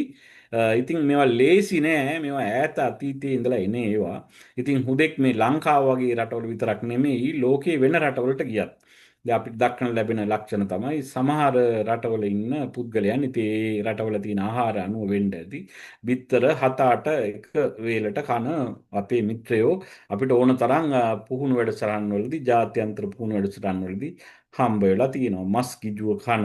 ඉතින් එහෙම මිත්‍රයෝ ඉතින් මේ ලංකාව විතරක් නෙමෙයි ලෝකයේ ගොඩක් රටවල ඉන්නවා. ඉතින් ලෝකයේ ගොඩක් රටවල කියලා කියන්නේ අපි ඔක්කොම නෑදෑයෝ ඇත්තටම බැලුවොත් මේ හෝමෝ සේපියන්ලා නැගෙනහිර අප්‍රිකාවේ ඉඳලා මුළු ලෝකෙටම පස්සේ විසිරීලා ගිහිල්ලා තියෙනවා. ඉතින් අපි ඔකෝගෑම ළඟ තියෙන්නේ සමහරට එකම වර්ගයේ ජාන ඒ වගේ කැඩලා ආපු ජාන වෙන්න ඕන. ඉතින් එම හේතුව නිසා මේ පිටරට ලංකාවේ කියලා එහෙම වෙනසක් නැහැ. සමස්ත මානව වර්ගයන්ගෙම කිසියම් ආකාරයක පොදු ලක්ෂණ දක්නට ලැබෙනවා. ඉතින් මේවා අවබෝධ කරගෙන තමයි ඇත්තටම අපි ප්‍රජාවත් එක්ක ගනුදෙනු කළ යුත්තේ කියන කාරණය පිළිබඳ ඔබ මතකයේ තබා ගැනීම ඉතාම වැදගත් කියලා අපි විශ්වාස කරනවා ප්‍රජා පාලනයේදී. ඉතින් අතීත මානව කණ්ඩායම් අපි අහලා තියෙන විදිහට මා කලිමුත් කිව්ව විදිහට මේ කණ්ඩායම් වශයෙන් තමයි ආහාර සොයාගෙන ගිහිල්ලා තියෙන්නේ. ඉතින් ඒ කාලේ ඇත්තටම කිසියම් ආකාරයක සාධනීය ලක්ෂණ දක්නට ලැබෙනවා. ඒ කියන්නේ හොඳ ලක්ෂණ සමාජයේ ඉතින් ඒ කාලේ තිබිලා තියෙන මේ සාමූහික සමාජයක්. ඒ යුගයේ පෞද්ගලික දේපල පිළිබඳ සංකල්පයක් තිබ්බේ නැහැ. ඇත්තටම දැන් මානව පරිණාමය පිළිබඳ මත ඉදිරිපත් කරන මාක්ස්වාදීන්ගේ අවසාන අරමුණ වෙන්නේ එක්තරා ආකාරයකින් මේ පොදු දේපල නැත්නම් පෞද්ගලික දේපල පිළිබඳ සංකල්පය අහෝසි කරලා පොදු දේපල සංකල්පය ස්ථාපිත කිරීම සමාජය තුළ ඒ කියන්නේ පන්ති විරහිත ජන සමාජයක් නිර්මාණය කිරීම මේ විශේෂයෙන් ඔය මාක්ස්වාදීන් ඉදිරිපත් කළ තියෙන මතයේ මූලික ලක්ෂණයක් ඒක. ඉතින් මේ ලක්ෂණය මේ ඈත අතීතයේ මානවයාගේ තිබ්බා කියලා කියනවා. සාමූහික සමාජයක් තමයි තිබ්බේ. ඒ නිසා පෞද්ගලික දේපල කියලා සංකල්පයක් තිබ්බේ නැහැ. මේ පෞද්ගලික දේපල සංකල්පය ආවට පස්සේ තමයි මිනිස්සු පන්ති වශයෙන්, ಜಾති වශයෙන් එක එක ක්‍රමවලට මිනිස්සු බෙදිලා වෙන් වෙලා එකිනෙකා කාකොටා ගනිමින් සහ සහජීවනින් ජීවත් වෙමින් සමාජය මේ ආකාරයෙන් ගලා යමින් පවතින්නේ. ඉතින් මේ මූලික අවධිය නැත්තම් අතීත මානවයාගේ මූලික අවධිය දක්නට ලැබුණු විශේෂ ලක්ෂණයක් තමයි එක කණ්ඩායමක් විදිහට ගිහිල්ලා ආහාර සොයා ගැනීම. ඉතින් මේ ආහාර සොයා ගැනීම සම්බන්ධයෙන් විතරක් නෙවෙයි ඒ ලක්ෂණය පැවතුනේ එම යුගයේ ලිංගික ජීවිතයටත් ඒක පොදු වුණා කියලා මානව විද්‍යාඥයන් නැත්නම් සමාජ විද්‍යාඥයන් මත පළ කරනවා. ඉතින් එක ගැහැණියෙකුට පිරිමින් ගණනාවක් සමග සිටීම ඒ තරම් ඒ සමාජයේ ගැටලුවක් වුණේ නැහැ. ඉතින් මෑත කාලිනව අපි ශ්‍රී ලංකාව ගත්තත් එකගේ කෑම වගේ අත්දැකීම් ඕන තරම් ශ්‍රී ලංකාවේ තිබිලා තියෙනවා. ඉතින් ඈත අතීතයේ මෙවැනි ලක්ෂණයන් ඒ තරම් ප්‍රශ්නයක් මතුවෙලා නැහැ. ඉතින් ඇතැම් සමාජ විද්‍යාඥයන් කියනවා නූතන අනියම් සබඳතාවලට කිසියම් ආකාරයක මූල බීජය මෙන්න මේ ජානගත ලක්ෂණයෙන් පහළ වුණාද කියලා. හැබැයි දැන් ඒක කවුරුත් අනුමත කරන්නේ දැන් මානව විද්‍යාඥයන් කියන්නේ මේ නූතන න්‍යෂ්ටික පවුල අපි පස්සේ සාකච්ඡා කරමු. ඊටාම ශක්තිමත් සමාජ ඒකකයක් කියලා අපි තවදුරටත් හඳවාගත යුතු දෙයක් කියලා තමයි ඇතැම් මානව විද්‍යාඥයන් ඒ වගේම සමාජ විද්‍යාඥයන් මත පළ කරන්නේ. ඒ නිසා අපි ඒවා ඊටාම හොඳයි කියන මතයේ ඉඳලා අදහස් ඉදිරිපත් නොකරන බව ඔබට මේ මොහොතේදී කිව යුතුයි. නැත්නම් ඔබට කිසියම් ආකාරයක වැරදි වැටහීමක් එන්නට පුළුවන්. ඉතින් මේ යුගයේ මේ දක්නට ලැබුණු පොදු ලක්ෂණය නැත්තම් සාමූහික ගතිය ඇත්තටම ඉතාම හොඳයි කියලා කියන්න එක හේතුවක් තමයි සියලුම වැඩිහිටියන් සියලුම දරුවන් කියන්නේ සමාජයේ ඉන්න සියලුම දරුවන් තමන්ගේ දරුවන් විදියට සලකලා තියෙනවා. ඒ වගේම සියලුම දරුවොත් සියලු වැඩිහිටියන් තමන්ගේ දෙමව්පියෝ විදියට සලකලා තියෙනවා. ඉතින් ඇත්තටම මේ ක්‍රමය ඉතාම හොඳයි දරුවන්ගේ ආරක්ෂාවට රැකවරණයට ඇත්තටම අපේ වැඩිහිටියොත් මේ සමාජයේ ඉන්න සියලු දරුවන් තමන්ගේ දරුවන් කියන தත්ත්වයට පත් වෙන්නට පුළුවන් නම් ඒක ඉතාම හොඳයි. හොඳ සමාජයක් නිර්මාණය වීමට ඒක බලපානවා. එවැනි හොඳ දේවල් කොහොමද අපි නූතන සමාජයට ගේන්නේ? නැත්තම් අපේ ප්‍රජාපාලනයේදී කොහොමද එවැනි දේවල් අපි තවදුරටත් මතු කරමින් අපේ ශිෂ්ට සම්පන්න සමාජයක තියෙන විශිෂ්ට ලක්ෂණයන් අපේ ප්‍රජාව තුළ යලි ගොඩනංවා ගන්නේ කෙසේද කියන එක පිළිබඳව මේ ප්‍රජාපාලකයන් දැනුවත් විය යුතුයි කියලා අපි විශ්වාස කරනවා.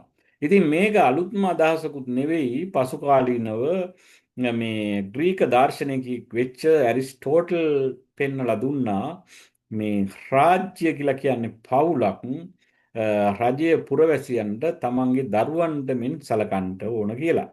ඉතින් ඊට පෙර විවිධ සංකල්ප ඉදිරිපත් කරලා තියෙනවා ඇත්තටම මේ ඇතැම් දාර්ශනිකයන් විසින් මේ සමාජයේ ඉන්න දරුවෝ ඔක්කොටම කිසියම් ආකාරයක හැඟීමක් ඇති කරන්න ඕන වැඩිහිටියන් තමන්ගේ දෙමව්පියන් කියලා. ඒ වගේම තරුණ තරුණියන්ට හැඟීමක් ඇති කරන්න ඕන සමාජයේ ඉන්න සියලුම දෙනා තමන්ගේ සහෝදර සහෝදරයන් කියලා. ඒ වගේම සමාජයේ ඉන්න දරුවන්ට කිසියම් හැඟීමක් ඇති කරන්න ඕන තමන්ගේ ඥාතීන් කියලා සමාජයේ ඉන්න අය. ඉතින් එවැනි සංකල්පත් පසු කාලීනව දාර්ශනිකයන් විසින් ඇත්තටම ඉදිරිපත් කළා තියෙන බවත් ඔබ කිසියම් ආකාරයක මතකයේ තබාගත යුතුයි. ඉතින් ප්ලේටෝ ඒ වගේම මේ ඇරිස්ටෝටල්ගෙන් පස්සේ ප්ලේටෝත් පෙන්නලා දෙනවා පුරවැසියන්ගෙන් සමන්විත රාජ්‍ය පවුලක් ලෙස සැලකිය යුතු බවත් එකිනෙකා කෙරෙහි ගෞරවයකින් යුතුව ඇති රාජ්‍යයන් දියුණු වෙන බවත්. ඉතින් රටක් ආයතනයක් වගේම ප්‍රදේශයක් නැත්තම් ප්‍රජාවක් දියුණු වීමට බලපාන එක් ප්‍රධාන ලක්ෂණයක් තමයි අනේකාට ගෞරව කිරීම. ඉතින් මේ කොහොමද අනේකාට ගෞරව කරන්නේ? ඒ සඳහා මොන විදිහේ සාර ධර්ම ගුණ ධර්ම මිනිසුන් තුල වගා කළ යුතුද කියන එක පිළිබඳ ඈත අතීතයේ සිටම සාකච්ඡා වෙලා තියෙනවා. ඉතින් අපි විශ්වාස කරනවා නූතනයේ ප්‍රජාපාලකයිනුත් මෙවැනි දේවල් පිළිබඳ කිසියම් ආකාරයක දැනුවත් කිරීම කරලා අපිට ශික්ෂාකාමී සමාජයක් නිර්මාණය කිරීමට තියෙන හැකියාව වැඩි දියුණු කරගන්නට ඔවුන් දායක වෙයි කියලා. ඉතින් මෙවැනි දේවල් උලුප්පා දැක්වීමෙන් අපි අදහස් කරන්නේත් ඒකයි. මෙවැනි සංකල්ප ක්‍රියාත්මක කරලා තියෙනවා, ක්‍රියාත්මක වෙලා තියෙනවා. ලෝකයේ ඇතැම් රටවල මෙවැනි සංකල්ප ක්‍රියාත්මක වෙනවා, වෙමින් පවතිනවා. ඒ නිසා කොහොමද එවැනි දේවල් අපේ සමාජයට අපි අනුගත කරගන්නේ කියන එක පිළිබඳව කිසියම් ආකාරයකට අපේ රාජ්‍ය පාලනයේ යෙදෙන රාජ්‍ය සේවාවන්ට සම්බන්ධ වෙන අය වගේම ඉදිරියට සම්බන්ධ වීමට අපේක්ෂා කරන ප්‍රජාපාලකයන් කිසියම් ආකාරයක දැනුවත් වීමක් ලබා ගන්නවා නම් හොඳයි කියලා තමයි අපි විශ්වාස කරන්නේ. ඒ වගේම නූතන සමාජ විද්‍යාඥයන් මම අර කලින් කිව්ව විදියට මේ න්‍යෂ්ටික පවුල මානව සමාජයේ අරට්ටුව විදියට තමයි සැලකන්නේ. ඔබට ප්‍රශ්නයක් ඇති මොකද්ද මේ න්‍යෂ්ටික පවුල කියලා? ඒ කියන්නේ පවුල් ප්‍රධාන වශයෙන් කොටස් දෙකකට බෙදෙනවා. එකක් අපි හඳුන්වනවා විස්තෘත පවුල කියලා. අනිත් පවුල් කාණ්ඩය අපි හඳුන්වනවා න්‍යෂ්ටික පවුල කියලා. ඉතින් අපේ සමාජයේ ශ්‍රී ලංකාවේ තිබ්බේ විස්තෘත පවුල්. විස්තෘත පවුල් කියලා කියන්නේ අම්මා ඉන්නවා, තාත්තා ඉන්නවා, දරුවෝ ඉන්නවා, අම්මගේ අම්මා ඉන්නවා, නැත්නම් තාත්තගේ අම්මා ඉන්නවා, පුංචි අම්මා ඉන්නවා, මාමලා ඉන්නවා, බාප්පලා ඉන්නවා.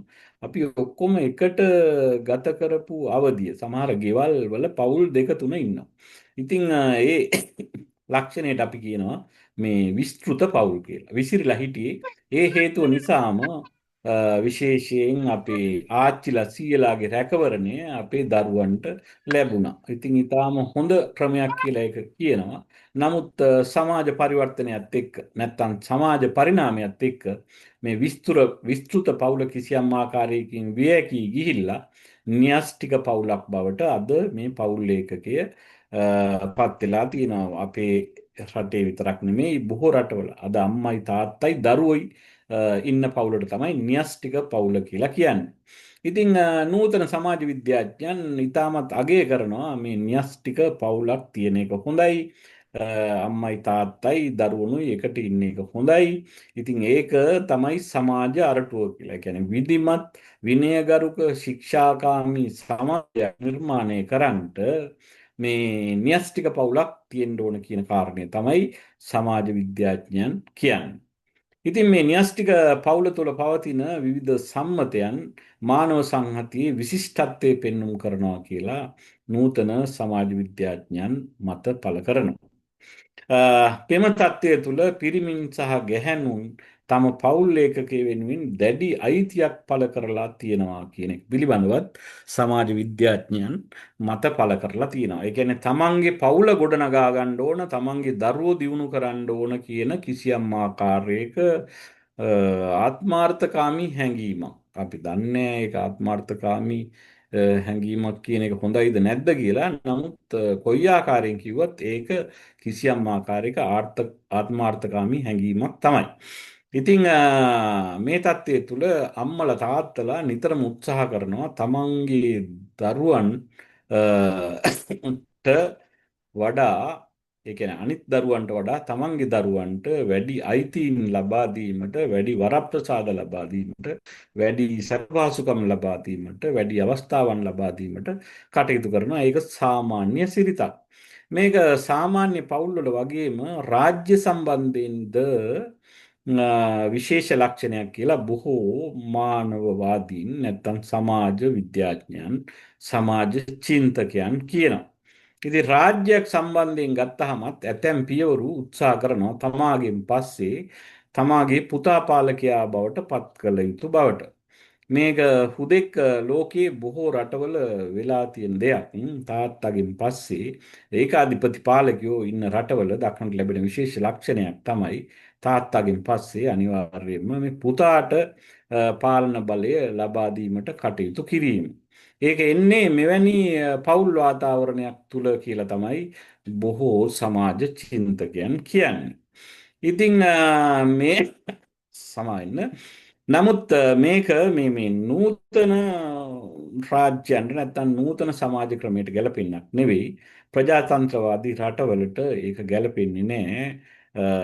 එවැනි ක්‍රමයක් ක්‍රියාත්මක කිරීම කියලා තමයි සමාජ විද්‍යාඥයන් පෙන්වා දෙන්නේ. අ, ඉතින් අපි ඇත්තටම මේ හෝමෝ සේපියන්ලා ගැන තමයි කතා කරන්නේ. මේ හෝමෝ සේපියන්ලා අපිට කොච්චර ළඟද?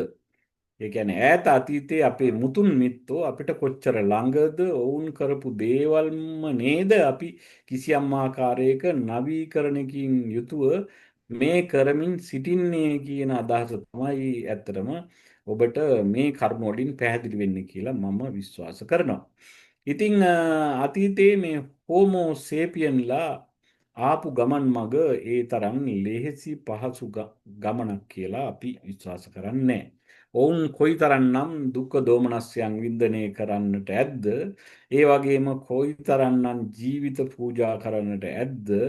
මේ නූතන මානව පරිණාමයේ මේ පවතින තත්ත්වය දක්වා ගෙන ඒමට කියන එක පිළිබඳ අපි මතකයේ තබා ගත යුතුයි. ඒ කියන්නේ කිසියම් පුද්ගලයෙක් අපේ ළඟට ආපුහාම නැත්තම් අපි පුද්ගලයෝ හොයාගෙන ගියාම අපි මතක් කරගත යුතු කාරණය තමයි මේ ඉතිහාසය ගැන කල්පනා නොකර වර්තමාන තත්ත්වයෙන් මේ පුද්ගලයා දෙස බැලීමෙන් අපිට බොහෝ ගැටලු ප්‍රශ්න විසඳන්න අපහසුයි කියන එක. ඒ කියන්නේ අතීත මානවයා කරන ලද කැපකිරීම වල ප්‍රතිඵලයක් තමයි නූතන මානවයා. ඉතින් නූතන මානවයා ඕපපාතිකව ආපු කෙනෙක් නෙවෙයි බොහෝ කැපකිරීම කරලා ආපු මුතුන් මිත්තන්ගේ එක පුරුකක් විදියට දැක්කොත් එහෙම අපිට ඔවුන් පිළිබඳව කිසියම් ආකාරයක ගෞරවයකින් උපේක්ෂාවකින් යුතුව ඔවුන්ගේ අවශ්‍යතාවයන් ඉතාම හොඳින් ඉෂ්ට කරලා දෙන්න පුළුවන්. ඒක තමයි ඇත්තටම මේ ප්‍රජාපාලකයන්ගේ කාර්ය විය යුත්තේ. ඒ නිසාම තමයි අපි මේ හෝමෝ සේපියන්ලා ගැන නැත්තම් මානව පරිණාමය ගැන මේ තරම් දුරට කතා කරන්න කියන එක පිළිබඳව මා ඔබට අවධාරණය කරන්නට කැමතියි. ඉතින් මේ හෝමෝ සේපියන්ලා වෙනත් ප්‍රදේශ කරා සංක්‍රමණය වීමට බලපාන ලද කරුණු රාශියක් තිබෙනවා. එම කරුණු අතර බලපාන ලද එක් කරුණක් විදිහට අපිට හඳුන්වා දෙන්න පුළුවන් මේ ප්‍රචණ්ඩ කැළඹිලි. ඇතැම් විට තම වර්ගයේ කියන්නේ ගෝත්‍ර අතරම විවිධාකාරයේ සටන් තිබ්බා කියලා අපිට අතීත මානව සමාජය දිහා බලනකොට හිතා ගන්න පුළුවන්. ඒ වගේම ඒ සම්බන්ධයෙන් තියෙන කතන්දර අත්දැකීම් කියලා කියන්නේ මේ නාට්‍යවල නැත්තම් චිත්‍රපටිවල වගේ දේවල් බැලුවාම අපිට පැහැදිලිව පෙනියනවා මේ කණ්ඩායම් අතර විවිධාකාරයේ කැළඹිලි තිබිලා තියෙනවා කියලා. විශේෂයෙන් මේ දේපල සම්බන්ධයෙන් දේපල කියලා කියන්නේ ආහාර වගේ දේවල් සම්බන්ධයෙන් ආහාර සහ භූමිය කියන කරුණු සම්බන්ධයෙන් එකම මානව වර්ගය අතර විවිධ කැරලි කොහලාල ඇති වෙලා තියෙන බව වාර්තා වෙලා තිබෙනවා. ඒ වගේම තමයි මේ දේශගුණික බලපෑම්. ඇත්තටම ඔවුන් දැන් වර්තමානයේ අපි දැනගත්තර දේශගුණික බලපෑම් කල්ැතුව ඔවුන්ට එවැනි ආකාරයේ කිසිදු අත්දැකීමක් තිබිලා නැහැ. හිම මිදෙන ප්‍රදේශවලත් අධික නියං සහිත ප්‍රදේශවලත් ඔවුන්ට ජීවත් වීමට සිද්ධ වෙලා තියෙනවා.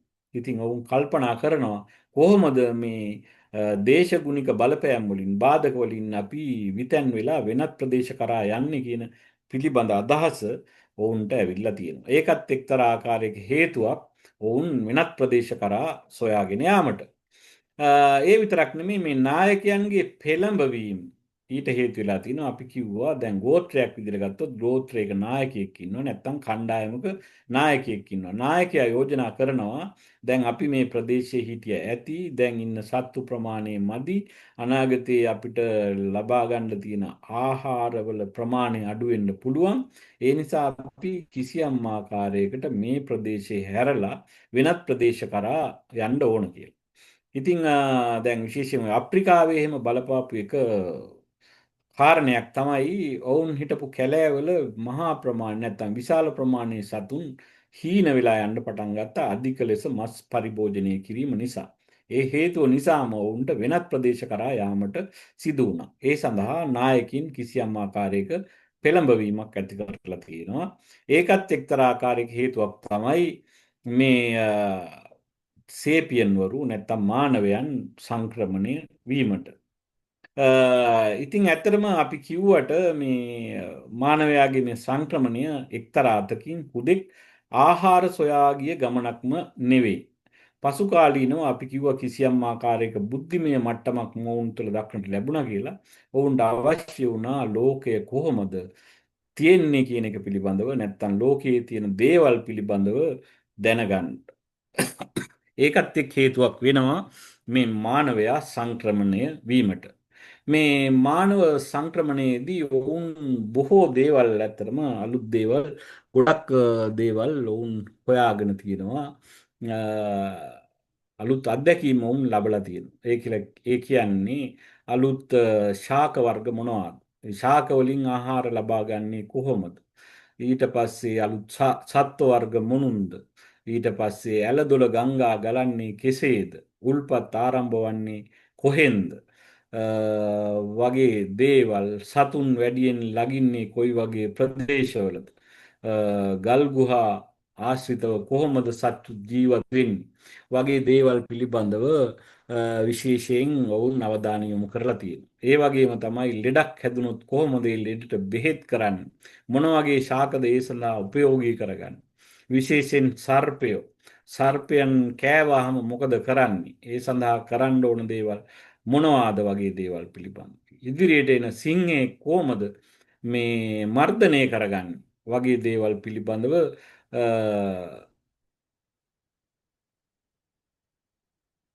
අවධානය යොමු කරලා තියෙනවා කියන කාරණය පිළිබඳ වැඩි අවධානයක් යොමු කරලා තියෙනවා මේ සංක්‍රමණය වෙන මානව කණ්ඩායම්. ඉතින් මම අහන්න කැමති ඔබට මාව ඇහෙනවද? ඇහෙනවා සර්. ඇහෙනවා නේද? ඔව්. මට මැසේජ් එකක් ආවා මේ ඉන්ටර්නෙට් කනෙක්ෂන් වල කිසියම් දෝෂයක් තියෙනවා කියලා මං හිතනවා ඔබට මාව ඇහෙනවා කියලා.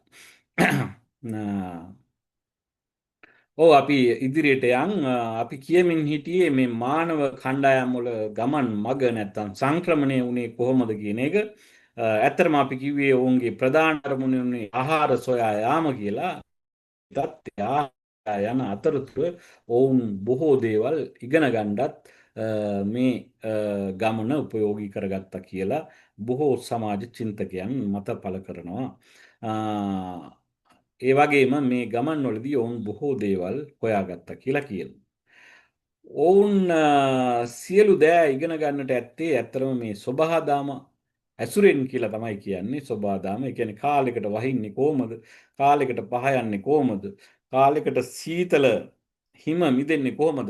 වගේ දේවල් පිළිබඳව ඔවුන් කල්පනා කරලා කාලාන්තරයක් යනකොට මෙන්න මේ කාලෙට මෙන්න මේ වගේ දේවල් සිද්ධ වෙනවා කියන එක පිළිබඳ අත්දැකීම් ලබලා ඔවුන් ගොඩක් දේවල් ඉගෙන ගත්තා කියලා තමයි මානව කියන්නේ.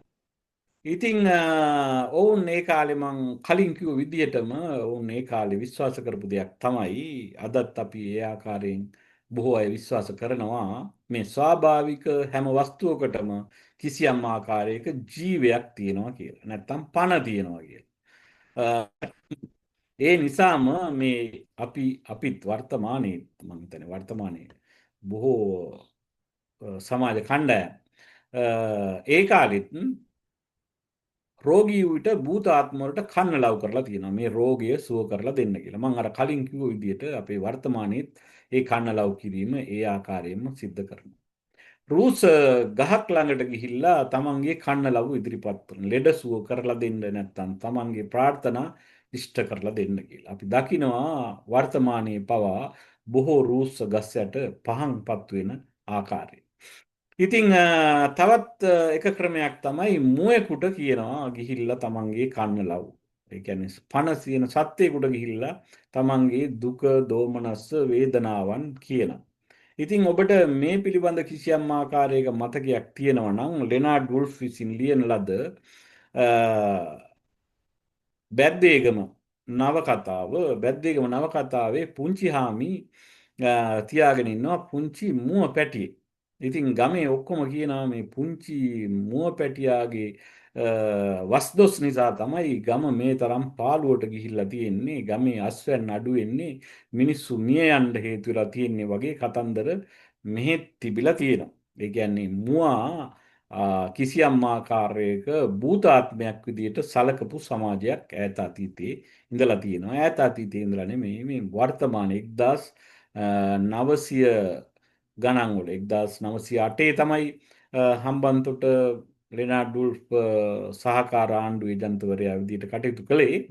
ඉතින් ඔහුටත් මේ අත්දැකීම ලැබෙන්නට ඇති. ඒ නිසා තමයි ඔහු 1908න් පස්සේ එංගලන්තයට ගිහිල්ලා මෙවැනි කතාවක් ලියන්නේ. ඉතින් මෙවැනි දේවල් භූතාත්මය වලට කන ලව් කිරීම ඈත අතීතයේ සමාජයේ තිබ්බා. අපි වර්තමානයේත් ඒක පුරේම වියකිලා ගිහිල්ලා නැහැ කියන එක පිළිබඳ අපිට කිසියම් ආකාරයක අදහසක් තියෙනවා. ඒ වගේම ගල් පර්වත වන්දනාව ඈත අතීතයේ තිබිලා තියෙනවා. මෑත අතීතයේත් ඒක නැත්තෙම නැහැ.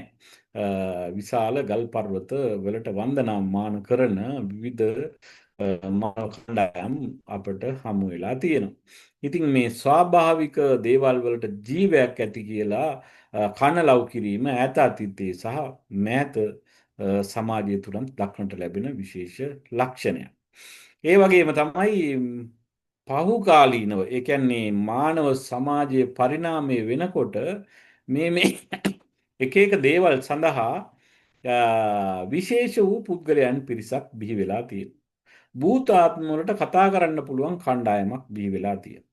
යක්දෙස්සන්, යන්ත්‍ර මන්ත්‍රකරුවන් වගේ එක එක චරිත ක්‍රමානුකූලව සමාජයට නිර්මාණය වෙන්න පටන් ගන්නවා මේ යුගවලදී. ඒතර මේ යුගවලදී එවැනි දේවල් සිද්ධ වෙන්න බලපාපු මූලික හේතුව තමයි මෙවැනි රෝග නැත්නම් විවිධ දේවල් සිද්ධ වුණාම නොපෙනෙන බලවේගයකගේ පිහිට පැතීම.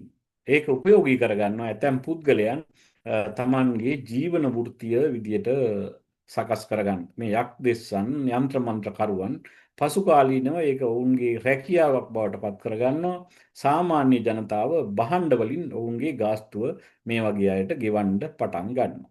දැන් මං හිතන්නේ ලක්ෂ ගණනින් ඇතැම් පුද්ගලයන් මේවා අය කරනවා. ඉතින් එදා දවසේ සිද්ධ වෙච්ච දේවල් සහ අද දවසේ සිද්ධ වන දේවල් අතර ලොකු වෙනසක් නෑ. ඒ ගනුදෙනු වල වෙනස හැරෙන්නට කියලා තමයි අපි විශ්වාස කරන්නේ.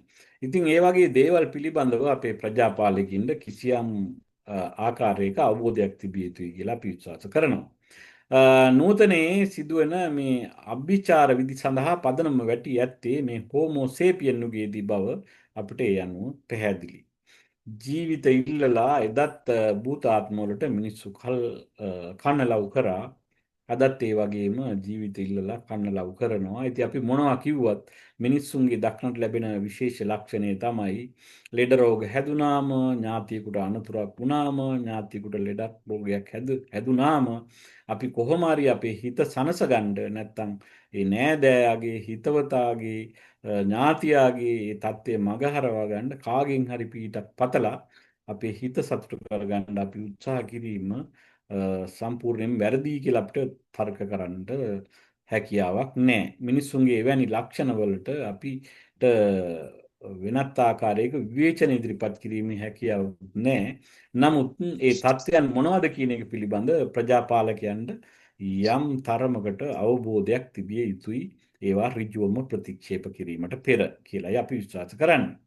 ඉතින් මිනිසා විද්‍යාත්මක වශයෙන් කොයිතරම් දියුණු වුණත් එදත් අදත් අතර ඒ තරම් වෙනසක් නැහැ කියලා අපිට හිතෙන්නේ මෙවැනි අභිචාර විධි අදත් ඉතාම ජනප්‍රිය වෙලා තියෙන නිසා. ඉතින් අපි මේ පිළිබඳ වැඩි දුර කතා කරන්න උත්සාහ කරන්නේ ඒ වගේ ස්ථාන මම හිතන්නේ අපේ රටේ ගත්තත් අති විශාල වශයෙන් තියෙනවා. අති විශාල වශයෙන් ඔවුන් ප්‍රකෝටිපතියන් බවට පත් වෙලා තියෙන බවට වූ අත්දැකීම් අප සතුව තියෙනවා කියලා අපි විශ්වාස කරනවා. ඒ අනුව හෝමෝ සේපියන් යුගයේ සිටම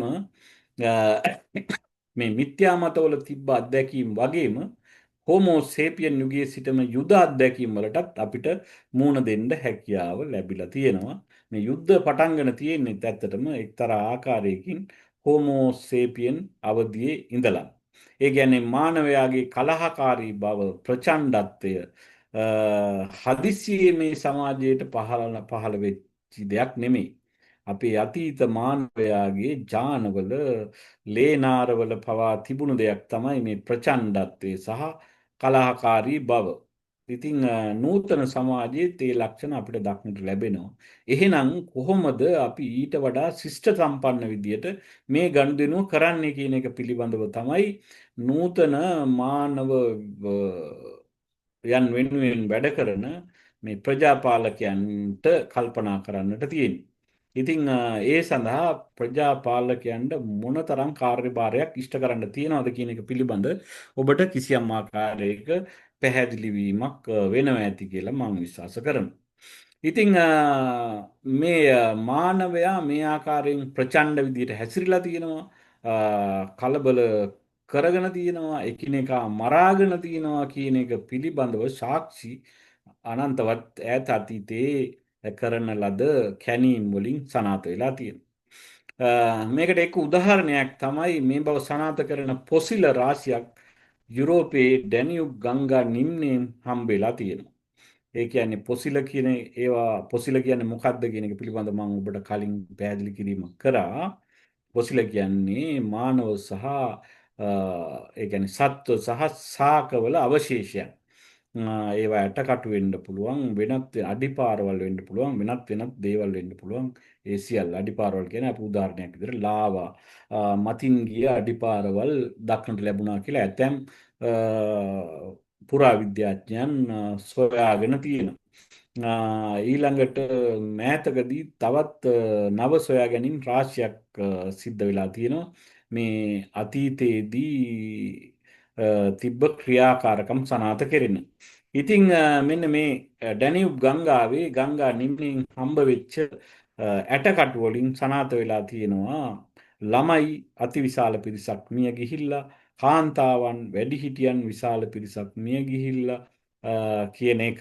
ඉතින් මොවුන් මේ යුද්ධකින් නැත්තම් ප්‍රචණ්ඩ ක්‍රියාවලින් මිය ගිහිල්ලා කියන එක සනාථ වෙන්න තියෙන ලක්ෂණ තමයි ඔවුන්ගේ ඇටකටු කැඩිලා තියෙන ආකාරය, ඇටකටු කැපිලා තියෙන ආකාරය වගේ දේවල් පිළිබඳව අවධානය යොමු කරලා පුරාවිද්‍යාඥයන් ඒ මත සනාථ කරනවා. විශේෂයෙන් මොවුන් ආයුධ විදිහට භාවිතා කරලා තියෙන්නේ මේ සත්ව ඇටකටු උල් කරගනිමින් හදාගත්ත ආයුධ විශේෂයක් කියලා සනාථ කරනවා අතීත පිළිබඳ ගවේෂණය කරන පුරාවිද්‍යාඥයන්. මෙවැනි ඇටකටු යුරෝපයෙන් විතරක් නෙවෙයි සුඩානය, ඊශ්‍රායලය, පෘතුගාලය වගේ ප්‍රදේශවලිමුත් හම්බ වෙලා තියෙනවා. එතකොට මේ යුද්ධයත් අපිට මේ හදිසියේ පහළ වෙච්ච දෙයක් නෙමෙයි. අපේ ජානගත ලක්ෂණයක් නැත්තම් ඈත අතීතයේ ඉඳලා ආපු දෙයක්. ඉතින් ඈත අතීතයේ ඉඳලා මෑත අතීතයට එනකොට බොහෝ දේවල් කිසියම් ආකාරයක මට සිලුටු ගතියක් දක්නට ලැබෙනවා. එහෙනම් ඉදිරියට යනකොට ඈත අතීතයේ තිබ්බ වැරදි දේවල් නැත්තම් නුසුසුසු දේවල් ඒ ආකාරයෙන්ම රැගෙන යාම අපේ යුතුයකමක් හා කාර්යභාරයක් නෙවෙයි. ඉතින් ඊට වඩා දියුණු මානව වර්ගයක් අපි විසින් නිර්මාණය කළ යුතුයි. අපි නිර්මාණය කරමින් සිටිනවා. අපේ ප්‍රජාවත් එවැනි තත්ත්වයට පත් කළ යුතුයි කියලයි අපි විශ්වාස කරන්නේ. ඉතින් මේ ආහාර සොයා ගිය කණ්ඩායම් මෙසේ සමූල ඝාතනය වෙන්න ඇති කියලා තමයි බොහෝ පුරාවිද්‍යාඥයන් මත පළ කරන්නේ.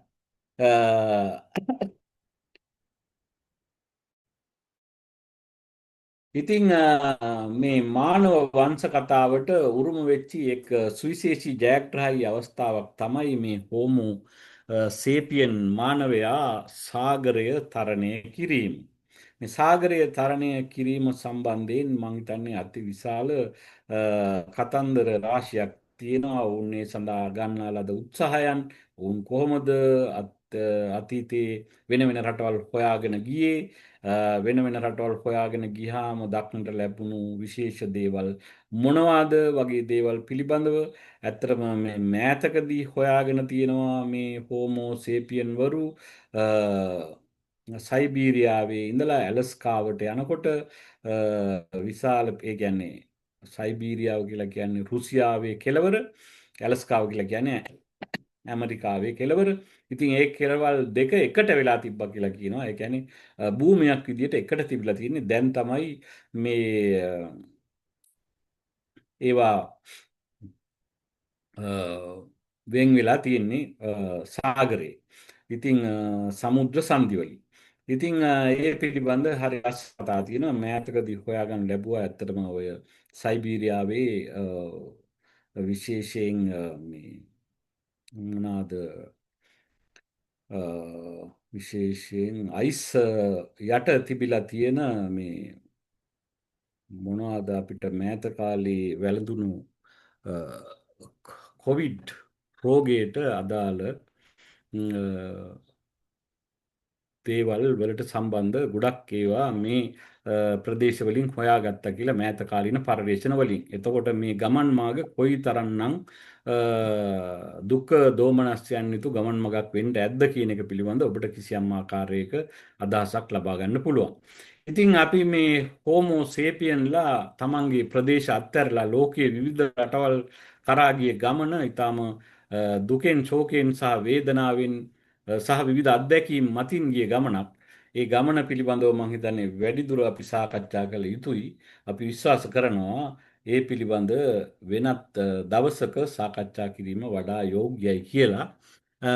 දැන් මම හිතන්නේ 8:00ට තව විනාඩි 5ක් පමණ කාලයක් තියෙන්නේ. ඉතින් අපි කැමති අද දවසේ කරන ලද මේ සාකච්ඡාවේදී ඔබට කිසියම් ආකාරයක ගැටලුවක් ප්‍රශ්නයක් මතුවලා තියෙනවා නම් ඒ සඳහා කිසියම් ආකාරයක අවස්ථාවක් කාල වේලාවක් ලබා දීමට මේ මොහොතේ මම හිතන්නේ අද දවසට මේක ප්‍රමාණවත් වෙයි කියලා හිතනවා.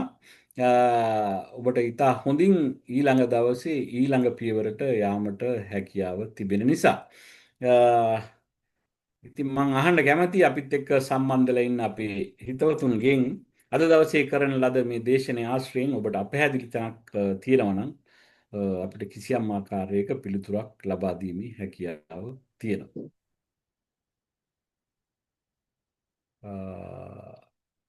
උපුල් මහත්තයා මාව ඇහෙනවද? ඔව් හොඳින් අහගෙන හිටියේ ඔව්. මේ අපි අවස්ථාව ලබා දෙමු ඉස්සර වෙලා අපේ මේ කණ්ඩායමේ කටයුතු ප්‍රශ්න තියෙනවා කියලා දැනගන්න. ඔව්. මං හිතනවා ඔබට ඔව් ඇහෙනවා. අහන්න. අර පොදු මිත්‍යාව කියන එක තව පොඩ්ඩක් පැහැදිලි කරන්න පුළුවන්ද? පුළුවන්. ඔව්. පොදු මිත්‍යාව කියලා කියන්නේ බොරුව කියන එක. පැහැදිලිද ඒක? මිත්‍යාවක් කියලා කියන්නේ ඇත්ත නෙවෙයි. ඔව්. මිත්‍යාවක් කියලා කියන්නේ ඇත්ත නෙවෙයි. පොදු මිත්‍යාව කියලා කියන්නේ මේ ඇත්ත නෙවෙයි කියන එක පොදුවේ බහුතරයක් විශ්වාස කරන්න පටන් ගන්නවා. පැහැදිලිද? හරි සර් දැන් තේරුණා. ඔව් තේරුණානේ. ඒ කියන්නේ ගොඩක් මිනිස්සු මේ බොරුව ඇත්ත කියලා විශ්වාස කරන්න පටන් ගන්නවා. මම එක උදාහරණයක් විදිහට කිව්වේ අර රජ්ජුරුවන්ට අන් දෙකක් ආවා. ඉතින් රජ්ජුරුවන්ට අන් දෙකක් කෙන එක හොඳයි කියලා මිනිස්සු වැඩි පිරිසක් විශ්වාස කරන්න පටන් ගත්තා. ඒතර බහුතරයක්ගේ විශ්වාසය අපි කියනවා මේ පොදු මිත්‍යාව කියලා. තනි තනිව එක එක්කෙනා කරන මිත්‍යාව නෙවෙයි මේ ඒකට මුලා වීම නෙවෙයි සමස්තයක් විදිහට ගත්තාම මානව සමාජයේ වැඩි පිරිසක් මේ මිත්‍යාවට ගොදුරු වීම අපි කියනවා පොදු මිත්‍යාව කියලා.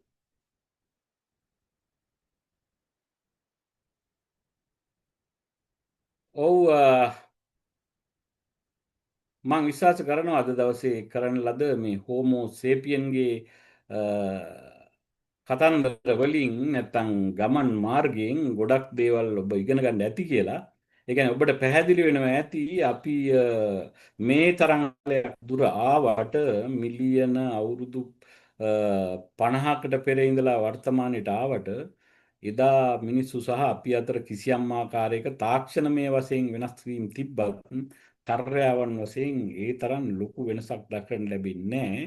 ඉතින් දක්නට ලැබෙන වෙනස්කම් පවා අපිට මේ ප්‍රජා සංවර්ධනය තුලින් හොඳ පැත්තට කිසියම් ආකාරයකට හරවා ගන්න පුළුවන් කියන පොදු අදහස තමයි අපි මෙතෙන්දි දෙන්න ඔබට උත්සාහ කරේ. තව කවුරු හරි ඉන්නවද?